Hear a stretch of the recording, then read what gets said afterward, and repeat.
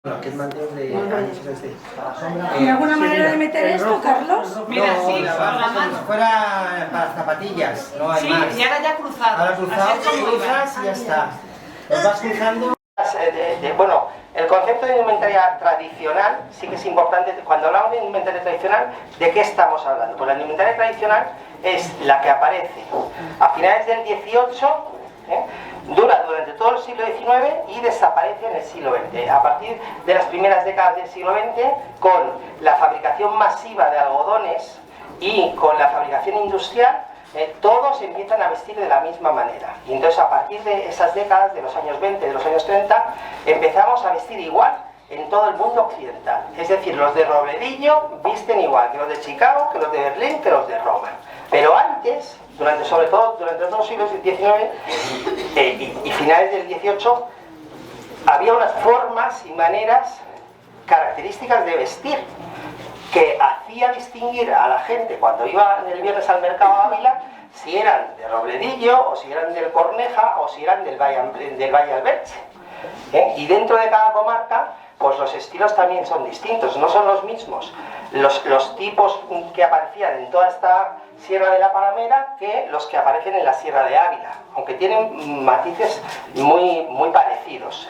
Y eso conformaban los vestires tradicionales. Eso es lo que forma un poco las identidades culturales en el vestir.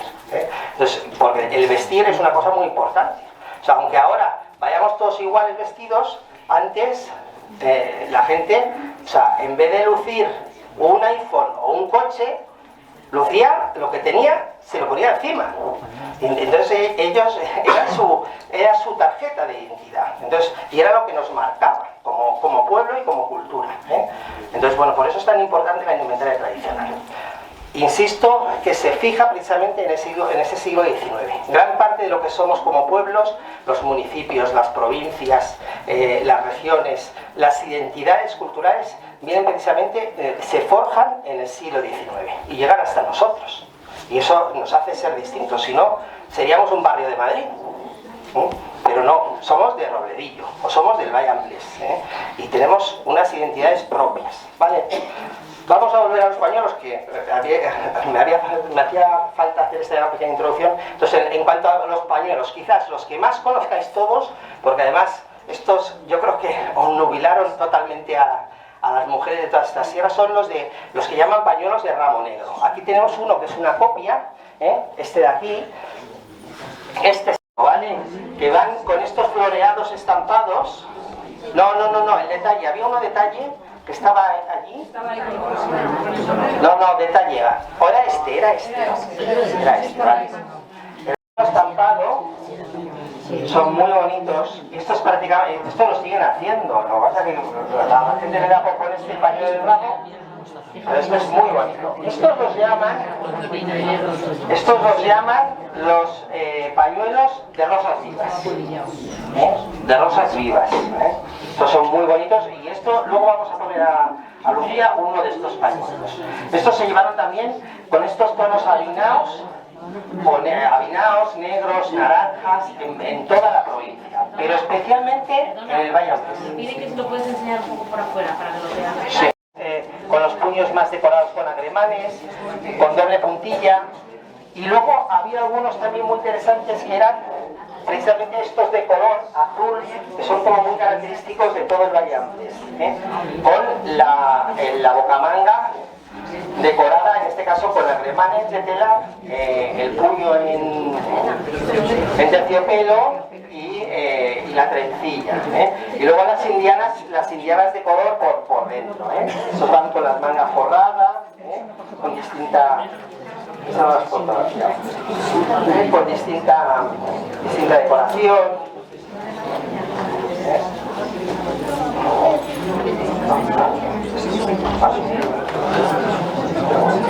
¿Vale? Y luego le pondremos uno a la modelo, ¿vale? Confeccionaba, había prendas que no las confeccionaba, que las compraba. Por ejemplo, el pañuelo de ramo lo compraba, o el pañuelo de caja, ese tipo de pañuelos los compraba. Pero el manteo normalmente siempre lo hacía en casa. La tirana, que es la decoración que lleva el manteo picada, esa normalmente era realizada por especialistas que se dedicaban específicamente a picar esas tiranas. Y no picaban una, picaban muchas, copiando y recopiando modelos antiguos, y añadiendo pues de su cosecha ese tipo de información. Y eso hacía que se conformaran los modelos locales, porque claro, la mujer picaba al estilo local y conformaba un poco este modelo local, y por eso nosotros sabemos distinguir de dónde son las piezas. O sea, yo que he visto muchísima ropa, o Gustavo, o los investigadores que estamos trabajando con esto, yo veo un manteo y te digo exactamente de qué pueblo es, o como mismo de qué comarca es. Bueno, hay cosas a lo mejor un poco más especiales que a lo mejor si no las tengo muy controladas, no lo sé, pero hay características propias de esos manteos. Algunas que podemos ver aquí, son tameñas que sacan el pelo, esto es muy característico del Valle Ambles, muy característico. Esto no lo veremos en otras comarcas. Luego también es importante, por ejemplo, las combinaciones de colores. ¿Por qué? Pues porque las combinaciones de colores también son muy particulares de cada comarca. En el Valle Ambles la combinación que más aparece son estas que vemos aquí, o amarillo picado en rojo o blanco picado en rojo. Esas son las más características de todo el Valle Ambles, que luego cuando se rehacen y se hacen los modelos folclóricos, los trajes regionales, justamente estas no se hacen, sino lo que se hace es manteo amarillo picado en rojo, o manteo rojo picado en manteo amarillo picado en negro, o manteo rojo picado en negro. Justo lo que menos aparece, que sí que aparece, pero no son los más comunes. Los más comunes en el Ambles son precisamente estos, y estos no se hacen. Esta es una bayeta muy fina, pero los más característicos son estos que vemos aquí. Estos peludos son los más propios del Valle Ambles, ¿vale? Luego también es muy curioso las decoraciones que hay. Hay distintas tipologías en decoraciones. La más común en toda la provincia de Ávila es la de grandes castañuelas, que son estas de aquí. Le llamamos castañuelas a estas ondas que aparecen. Esto la mujer que se dedicaba a picar esto lo hacía sin replanteo ninguno. Ahora, si nos ponemos a hacer esto, pues lo tenemos que dibujar en un papel, pasar el dibujo. Bueno, la señora que lo hacía antes, esto lo hacía con la gorra, claro, del Valle Ambles, como son, por ejemplo, este de la Virgen. Este de la Virgen es muy característico del Valle Ambles, este de aquí, el de la Virgen. Pero aparecen también de los corazones, aparecen claveles. Luego también es muy característico. A ver, luego de todas formas estas piezas van a estar aquí para que las veáis. Es muy característico, por ejemplo, que los manteos lleven o bien una única banda con las castañuelas, que son los más sencillos, o llevan también una cenefa por debajo, como esta, con un ajedrezado, o una cenefa también por arriba, como esta, que lleva las castañuelas, el ajedrezado debajo y el remate de la corona por arriba, ¿vale? Son estas ondas de aquí, todo con distintos dibujos, ¿vale? También típico del Valle Ambles es que lleven otra cenefa por encima de esta, aquí no tenemos ninguna, por encima de esta exenta. Eso también es muy característico del Valle Ambles, ¿vale? Luego también, además, estos tienen como peculiaridad que hemos encontrado sobre todo en Solosancho, todos estos pueblos de aquí, Solosancho, el Fresno, o sea, los que pegan a la Sierra de la Paramera, es estas pequeñas castañuelas en el remate, que van aquí abajo. Esto lo hacían con un duro, o con el dedo pulgar, ponían el dedo pulgar y marcaban, o con un duro, y entonces luego remataban estas pequeñas castañuelas en el remate. Este tipo de cosas ya no se hace, y este tipo de dibujos ya no se hace, pero son como muy característicos. Esto está hecho en muletón, que era otro de los materiales que se utilizaban, el muletón, para hacer los manteos. Otra de las... y luego estos también en lino. El lino también ha sido un material que se ha usado muchísimo para hacer los manteos, pero sobre todo en esta zona de la Paramera, tanto a este lado como a la zona sur. Por ejemplo, en Navalmoral que son de la zona sur, es son todos de lino, todos. Y reaprovechan también aquí una parte de paño en el bajo. O sea, es muy típico aprovechar materiales. Es decir, si yo no tenía suficiente material con el lino, porque el lino este es el ancho del telar, no sé si lo veis ahí, pero esto es el ancho del telar. Era un telar estrecho que manejaban las mujeres y era el ancho del telar. Bueno, pues se le añade de aquí para abajo una pieza de paño peludo para rematar y dar el largo de la pieza para la mujer, porque tenía que tener el largo completo, ¿no? ¿Vale? Esto es muy característico. Otra cosa muy característica de todos estos manteos del Bayambles, que yo no sé si lo veis y que también se pierde ya a la hora de hacer los nuevos, no se hace, es este tableado muy estrechito, que es como se guardan los manteos, que esto se denomina enchorrado, o los chorros, coger los chorros. Esto es muy característico.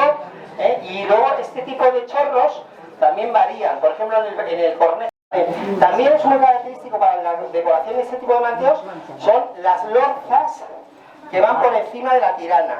Este tipo de lorzas servían para ahuecar también el manteo, para darle más volumen, porque el gusto de la mujer del 19 era ir muy estrecha de cintura y muy ancha de caderas.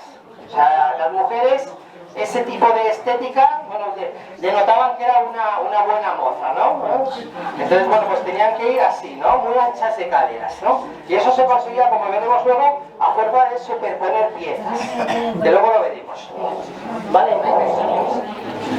También es muy característico estos remates entre castañuela y castañuela, estos remates con estas pájaras, que van muchas veces enfrentadas a un árbol de la vida en la castañuela. Esta decoración es muy característica de todo el Bayambles, en estas formas. También aparece en el Valle del Tietar, en los manteos de Pedro Bernardo. Otra cosa también es la formación de la cintura. La cintura se forma con estos pliegues fruncidos, con estos frunces, que son muy característicos. O sea, todos los manteos antiguos los veremos que llevan el fruncido propio, y muchas veces lo que llevan son la trampa o el alzapón, que es esta pieza de aquí, o sea, lleva a la cintura.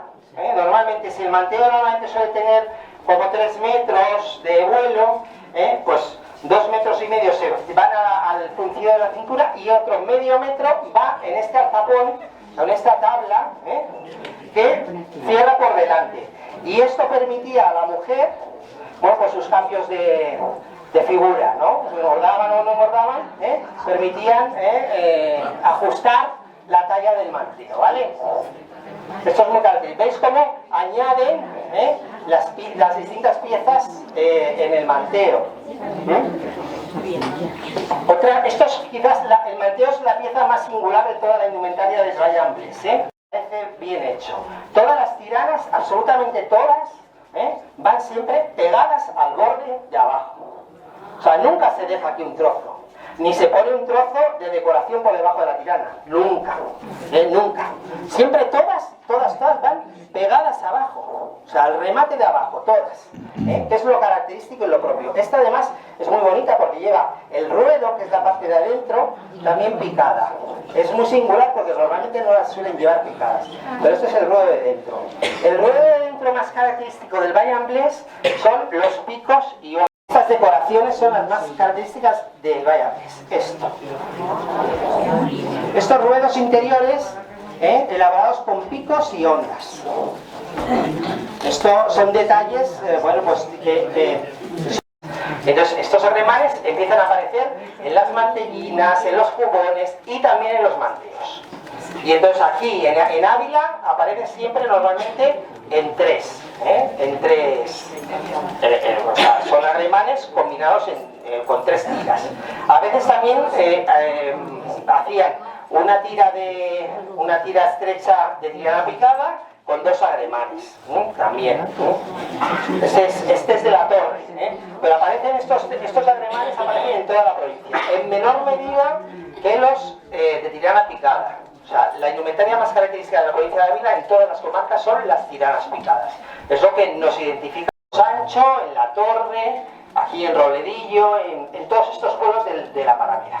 Esos son muy característicos. Estos los llevarían más para, pues no solo para el diario, sino que incluso podría ser también una pieza dominguera, porque también depende un poco de la capacidad que tenía la económica de la familia. O sea, muy del Valladolid, con la cuenda a cruceta, en este caso de color morado, y con las ondas abajo, con este remate en rosa muy característico, de toda esta zona de Solosancho, de toda esta zona de aquí del Valladolid. Y con esta decoración de tirana estampada, con tirana estampada a la tinta. Luego vamos a poner uno de estas tipologías.